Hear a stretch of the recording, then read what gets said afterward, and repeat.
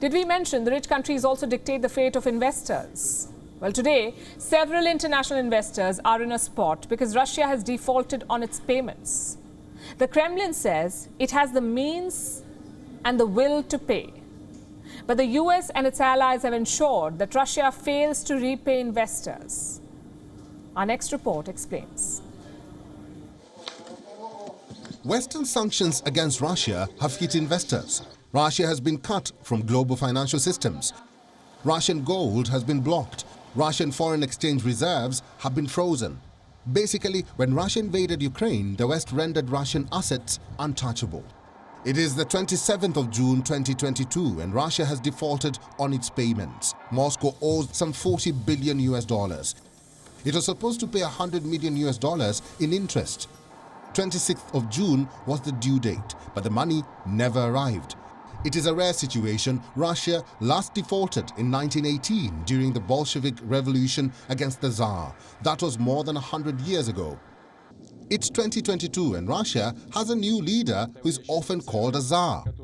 His government says they have the means to pay.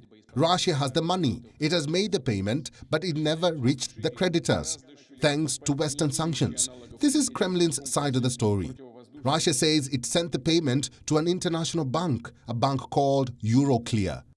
It's based in Belgium. The bank says it is following Western sanctions against Russia, so it cannot process the payment. Long story short, the money is stuck in the Belgian bank and Russia has been declared a defaulter. What does this default mean for Russia? Not very much. For starters, Russia will not be formally designated a defaulter because only rating agencies can do that, and they've all exited Russia. So apart from putting investors in a spot, what purpose did these Western sanctions really serve? Well, they are proving to be an ineffective pressure-building tactic. But the West wants more of the sanctions. NATO is meeting in Madrid later this week. They want to slap more sanctions on Russia. But the word is, there is no consensus. Turkey has made it clear that it will not be party to the sanctions. Turkey says it wants a well-balanced policy on Russia. Their presidential spokesperson said, and I quote, "If everyone ruins the bridges, who will be speaking with Russia then?" The truth is, when it comes to the war, neither speeches nor sanctions have helped. Look at this. This is Kyiv. Ukraine's capital city was struck by at least 14 missiles this weekend.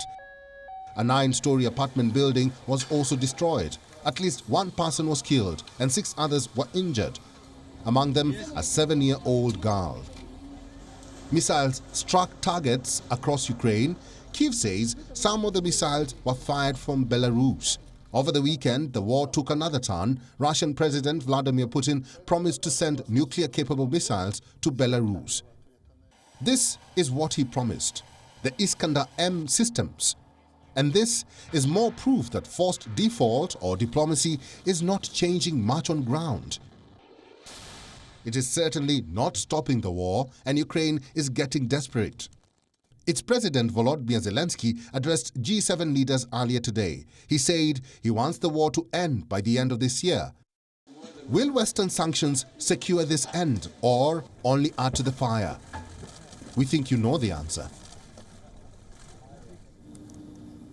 WION is now available in your country. Download the app now and get all the news on the move.